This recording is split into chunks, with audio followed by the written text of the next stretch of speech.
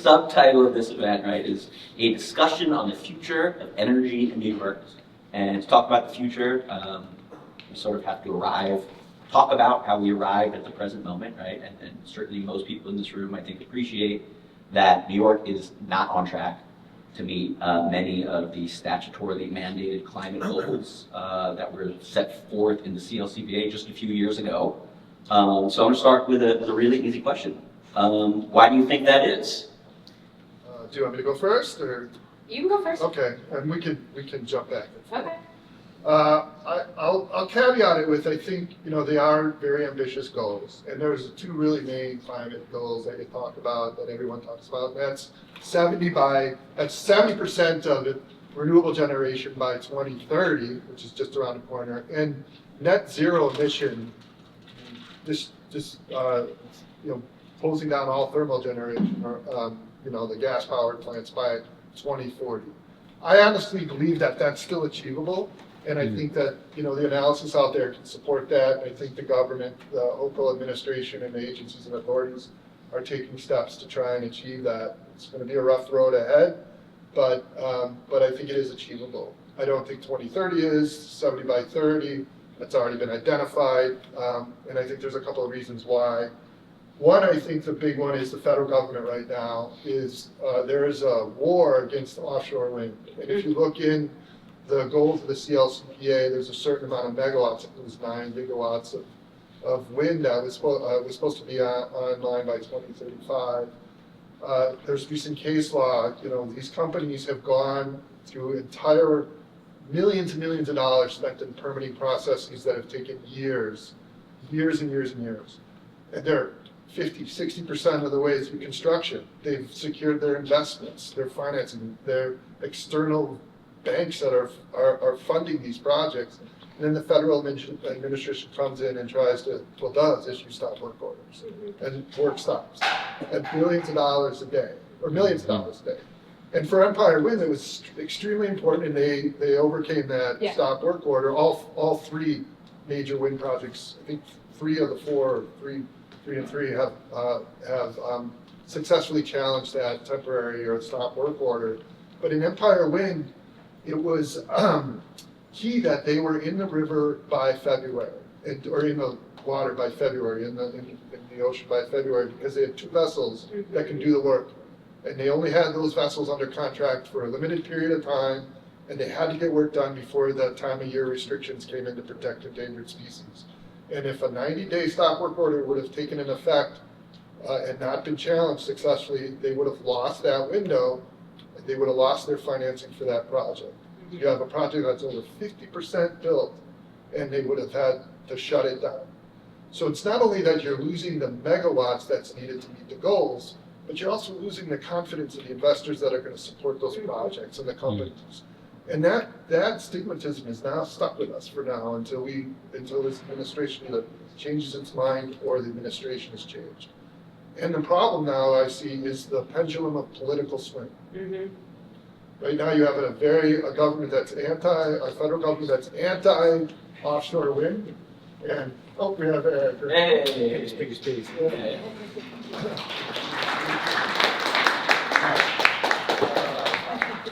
Getting in the joint, hopping into action. There's always one way to be, and just be extraordinarily late to everything. Okay.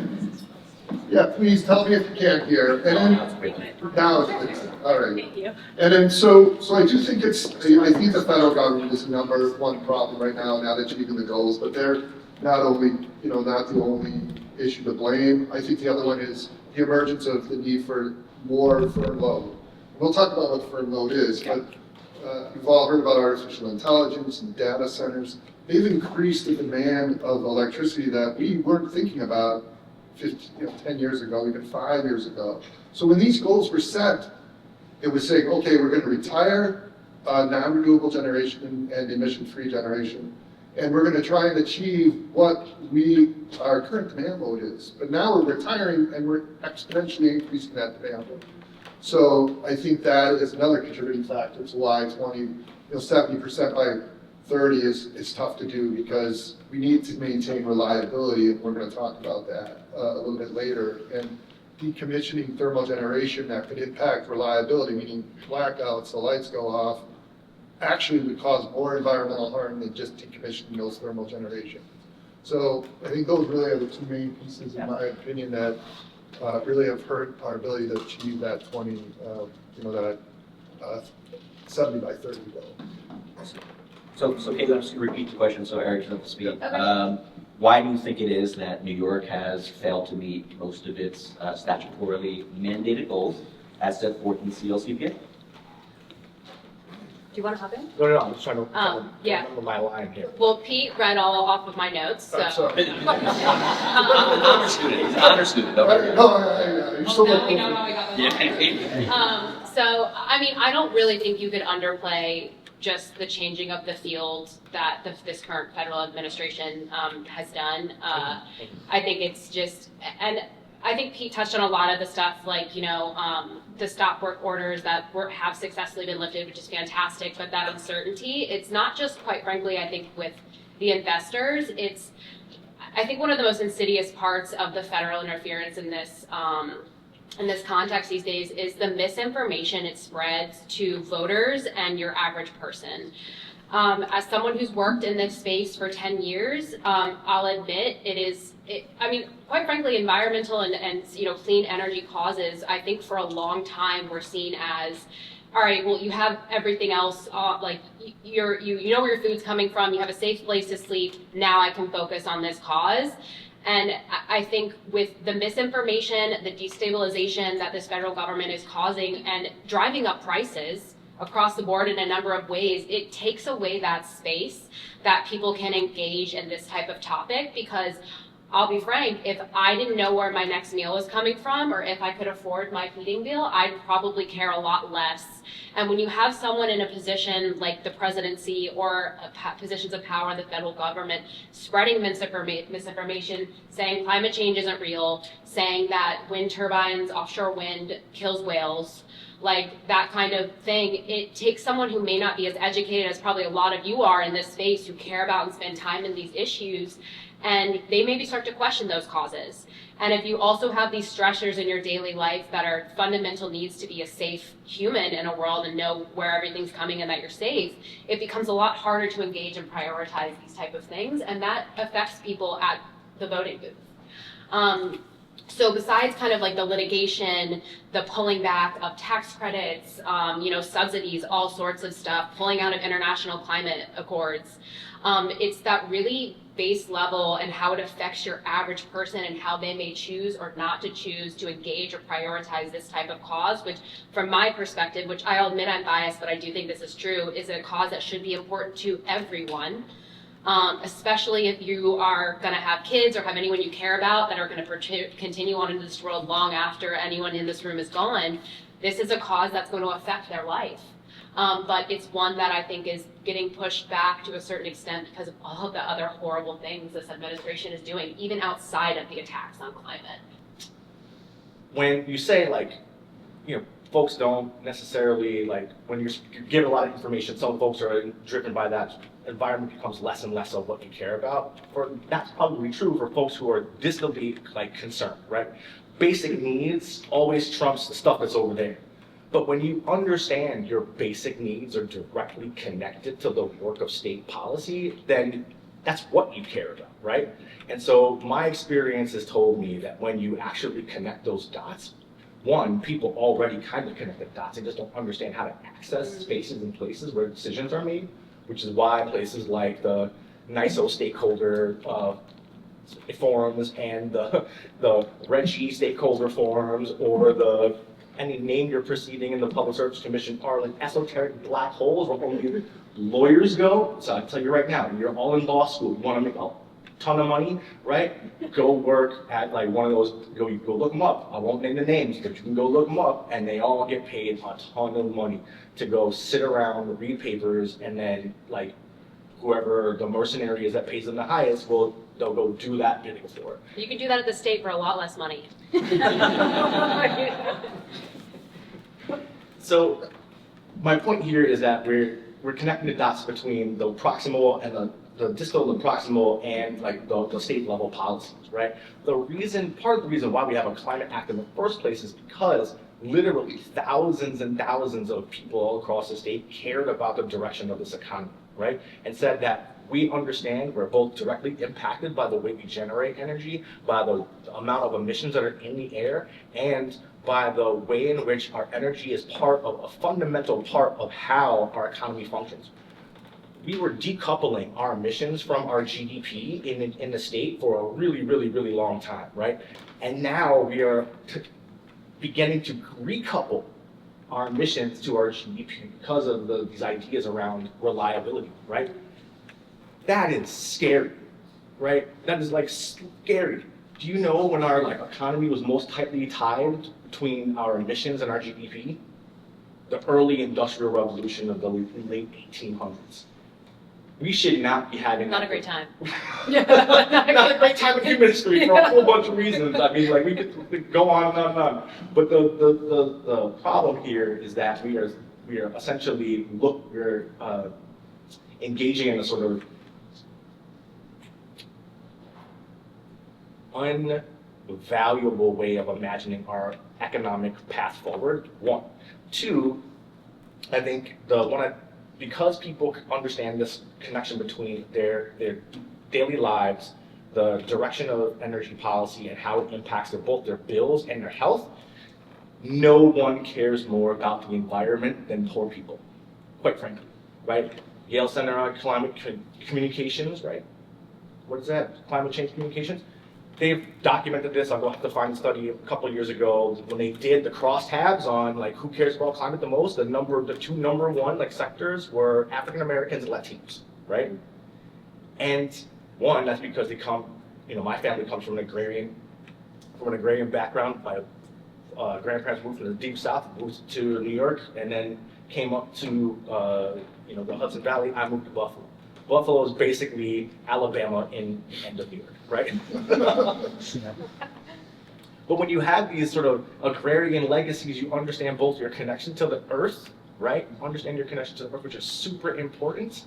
And when you realize that your political economy is the thing that's driving the detrimental impacts on you and the place that you live, you care about it more because it means something. That's two. Third thing, and finally, more directly to the question, is that we have a real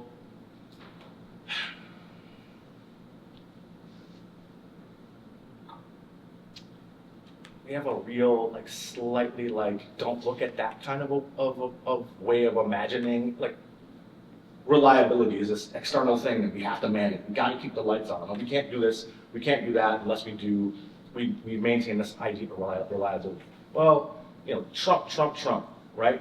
But when we look inward, we'll note some things. First and foremost,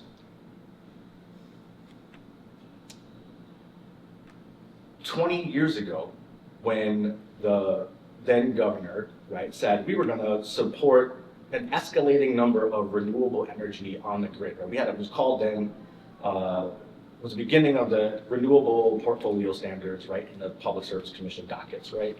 Then they said we're going to do 15 by 15 because then we were only at like 3 to 5% of renewable energy on the total system.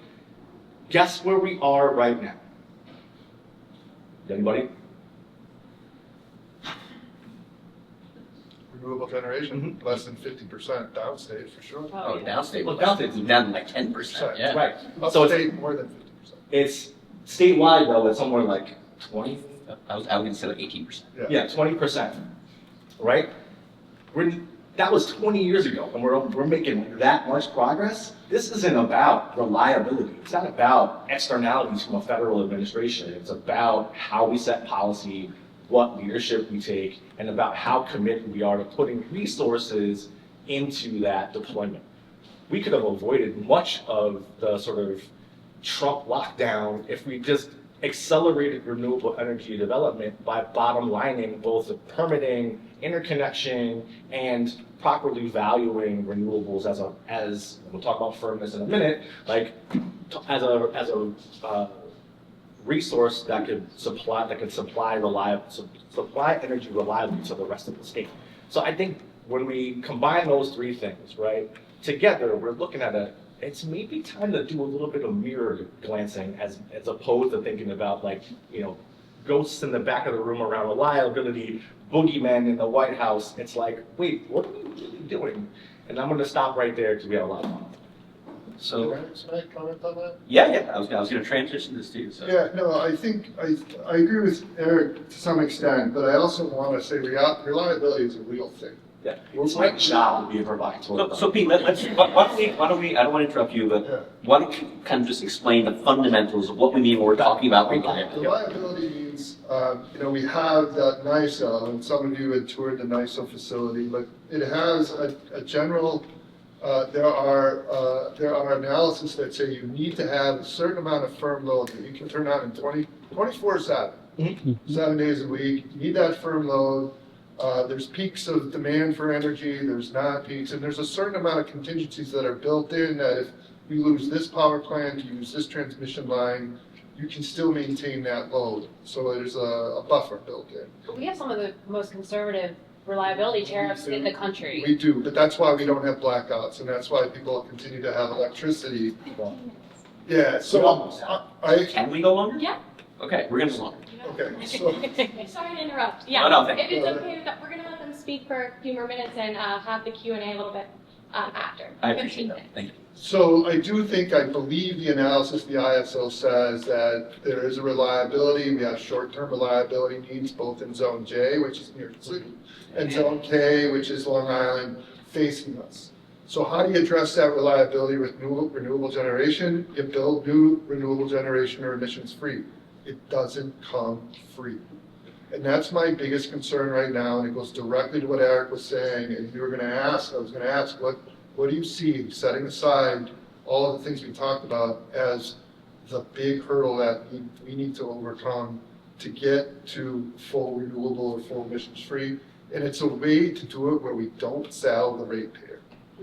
And we have to look at a way of how do we get to a reliable system that's renewable generation in the short term. And did we waste time?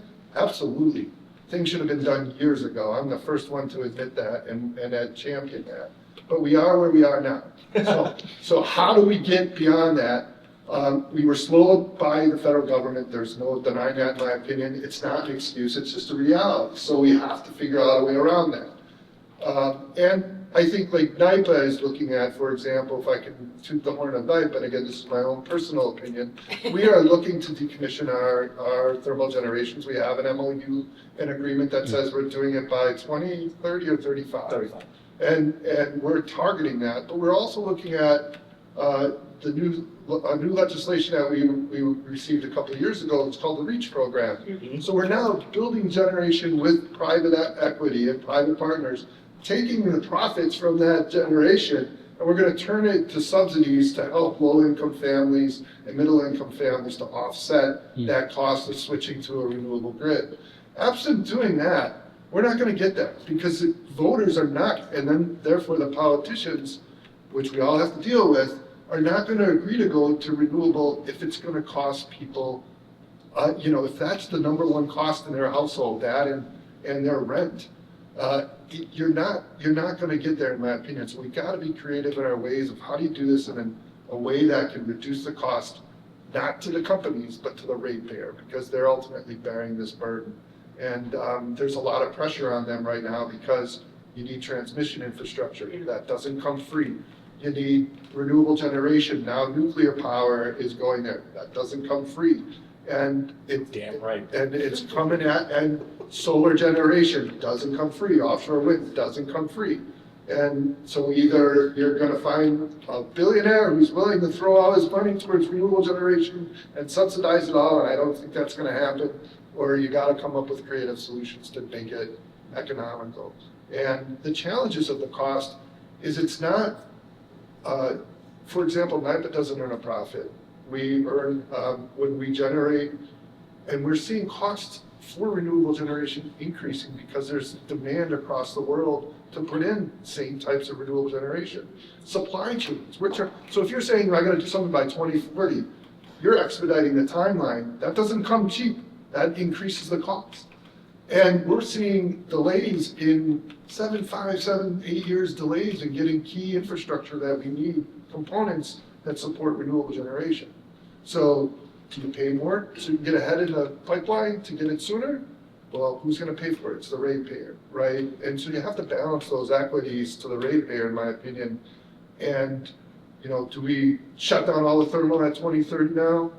Well, if it means turning off the lights, I think that it causes more environmental harm. If you shut off thermal generation, you have blackouts, just because you're restarting the industry then. Industries are restarting, we're pumping out more chemicals and more constituents related to that restarting program. It's a holistic approach. It's just the reality of where we are now. And I think we have to learn from the delays Eric was talking about, but we have to come up with creative solutions to do it in a cost-effective way. He is speaking the gospel, in my opinion, because it's the minority, the low economic communities that take the impact, and they're the ones who can't shoulder the financial burden. So we have to make sure that we don't lose them in the cycle of switching to renewable generation.